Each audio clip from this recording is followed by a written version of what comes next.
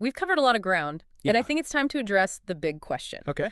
Are HOAs really a necessary evil? Or can they actually be, well, Good question. that's the million-dollar question, right? Yeah. Are HOAs just a financial burden Yeah. and a source of endless rules? Or can they actually enhance your living experience? I've always kind of leaned toward that, like, necessary evil camp, So, all the fees and the restrictions. It all feels a little much. get it. Yeah. But what if we shift our perspective a bit? Okay. Imagine this. You move into your beautiful new home in Stevenson Ranch, Huh? and instead of seeing the HOA as like the enemy, Right.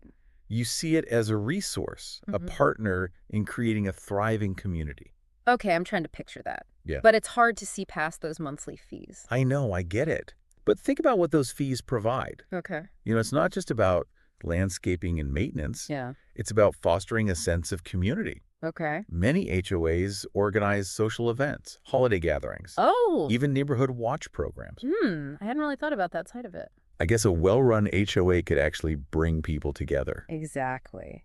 And those amenities we talked about earlier, Uh-huh. the pools, the gyms, the parks, Yeah. they become more than just perks. They No. become spaces where neighbors can connect, Yeah. kids can play, and a sense of belonging can flourish.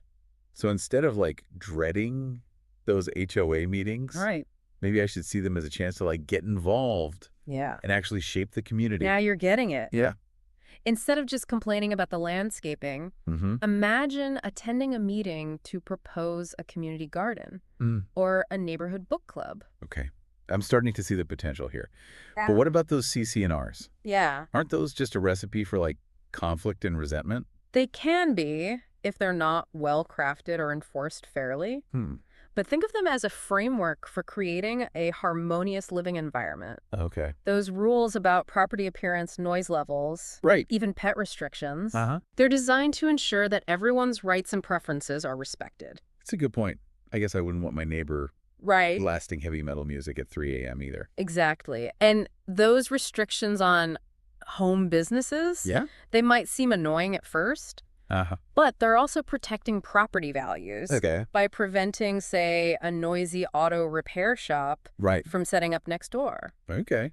So maybe those CC&Rs aren't just about being picky. Right. They're about maintaining a certain quality of life for everyone. Precisely. And that's why it's so important to review those documents carefully Uh-huh. before buying a property. Okay. You need to make sure the HOA's vision aligns with your own Right. and that you're comfortable with the rules of the game.